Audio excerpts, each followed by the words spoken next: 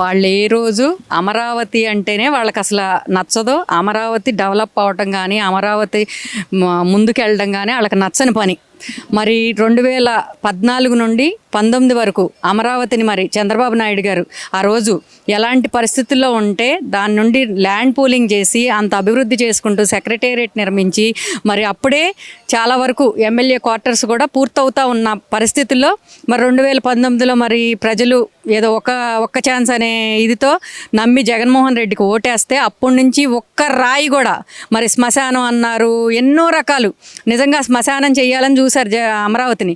కానీ ప్రజలు మేల్కొని మళ్ళీ 2024లో ఈరోజు కూటమి ప్రభుత్వాన్ని ఎన్నుకొని, కూటమి ప్రభుత్వం ఉంటేనే మన రాష్ట్ర భవిష్యత్తు, మన పిల్లల భవిష్యత్తు బాగుంటుందనే ఉద్దేశంతో ఎన్నుకొని మరి ఈరోజు మళ్ళీ ముందుకి కొనసాగుతుంటే అమరావతి నిర్మాణం కానీ, పోలవరం కానీ ఏది చూసుకున్నా కూడా ముందుకు నడుస్తూ ఉండి ఈరోజు క్వార్టర్స్ అన్నీ పూర్తయి ఎంత అంగరంగ వైభవంగా ఉన్నాయో. మరి మన సీడ్ యాక్సిస్ రోడ్డు చూసుకున్నా కూడా ఎలా అమరావతి ముందుకెళ్తూ ఉండి ఆంధ్ర రాష్ట్ర భవిష్యత్తు ఎంత ముందుకెళ్తా ఉందో చంద్రబాబు నాయుడు గారు ఈ ఏజ్లో కూడా మరి అన్ని గంటలు కష్టపడి మరి పవన్ కళ్యాణ్ గారు కానీ, లోకేష్ గారు కానీ కంపెనీలను తీసుకొస్తా ఇవన్నీ చేస్తూ ఉంటాయి. చూసి తట్టుకోలేక క్వార్టర్స్ మరి ఎమ్మెల్యేలు నివసిస్తారో ఎవరిని వాళ్ళకి అలవాటు, అలాంటి బ్రోతల్ హౌసులు చేయటం అలాంటివన్నీ వాళ్ళకి అలవాటు కాబట్టి వాళ్ళు చేస్తూ ఇక్కడ నిందలేయాలని చూస్తున్నారు. మీరు ఎన్ని రకాలుగా నిందలేసి ఎన్ని చెయ్యాలన్నా కూడా ప్రజలు మిమ్మల్ని ఇంకా నమ్మే పరిస్థితి లేదు.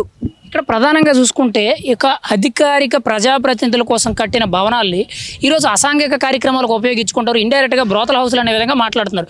ఇది ఎంతవరకు కరెక్ట్ అంటారు? అది కూడా ఒక మాజీ ప్రజాప్రతినిధి ఇలా మాట్లాడడం అనేది వాళ్ళకి ఏమొచ్చండి, వాళ్ళకి అదే వచ్చు. ఎప్పుడు చూడు ఇలాంటి మాటలు మాట్లాడడం, వాళ్ళ నాయకుడే అలా మాట్లాడతాడు, బురద చల్లటం. వాళ్ళ నాయకుడే అలాంటోడు. ఏదో అంటారు కదా, గేద చేలో మేస్తే పిల్లలు గట్టును మేస్తాయా అని, ఆ టైపులో వాళ్ళ నాయకుడే. ఇప్పుడు వాళ్ళ నాయకుడు ఉన్నాడండి. మీకు అసలు నిజంగా చెప్పాలంటే సిదిల అప్పర్రాజు కొడుకు ఒక యాదవ కుటుంబానికి చెందిన చిన్న బిడ్డ తండ్రిని బండితో గుద్ది ఆ విధంగా ఆత్మహత్య చనిపోతే దానికి ఏ రకంగా చేశారు? దాన్ని ఒక నాయకుడు అయి ఉండి ఆ యాదవుల కుటుంబానికి వెళ్ళి ఆ చంటి బిడ్డ తల్లిని, ఆ చనిపోయిన వాళ్ళని పరామర్శించడం పోయి ఇక్కడికి వచ్చి సిదిల అప్పలరాజుని పలకరించి వీళ్ళది కూటమి ప్రభుత్వం అన్యాయంగా కేసులు పెట్టి అరెస్ట్ చేసిందని మాట్లాడుతున్నారంటే ఇంకా ఎలాంటి నాయకుడు అసలు ఆయన?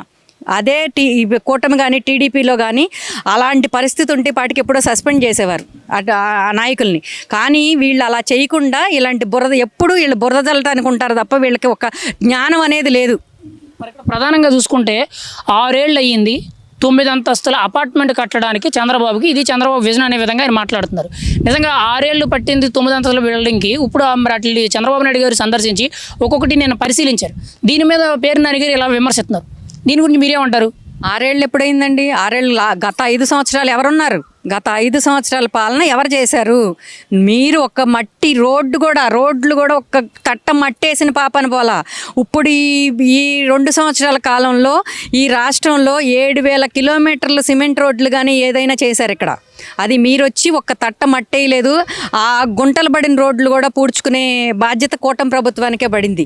ఆ 5 సంవత్సరాలు మీరేం చేయకుండా ఇప్పుడు ఈ ప్రభుత్వం వచ్చిన తర్వాత ఈ సంవత్సరన్నర కాలంలో దాన్ని పూర్తి చేసి ఇంత అంగరంగ వైభవంగా ఓపెన్ చేసుకున్నారు. ప్రతి క్వార్టర్ ఎంతో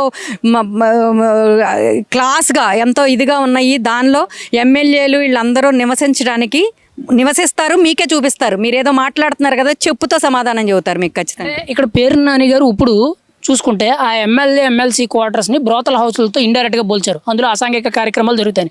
గతంలో కూడా అమరావతికి సంబంధించి అమరావతిలో వేసీలు ఉంటారని చెప్పి సాక్షి మీడియాలో డిబేట్లో జరిగింది. అంటే ఏంటి, ఎంతసేపు కూడా ఈ వేసీలకు సంబంధించి బ్రోతరేజానికి సంబంధించి అమరావతితో పోల్చుతున్నారు? ఎందుకు అమరావతిని ఇలా కించపరిచే విధంగా మాట్లాడుతున్నారంటారు? అందుకే కదండి వాళ్ళకి 11 సీట్లు ఇచ్చి ప్రజలు బుద్ధి చెప్పారు. అయినా ఇంకా బుద్ధి రావట్లా. మనం ఏం తప్పు చేసాం, మనం ఏం తప్పు మాట్లాడుతున్నాం, అవి సరిదిద్దుకుని మనం ముందుకు నడుద్దాం అనే బుద్ధి జ్ఞానం లేకుండా ఇంకా కూడా అలాంటి విషపు మాటలు, బురద జల్లే మాటలు, వేసెలు ఇలాంటి. మీకు ఎప్పుడు వేసులు ఇది తప్ప అసలు అంటే మీ ఇంట్లో ఆడవాళ్ళు లేరా? మీకు అసలు మీ ఇంట్లో ఆడవాళ్ళు మీకు బుద్ధి చెప్పట్లేదా? ఇలాంటి మాటలే మాట్లాడుతూ ఉన్నారు.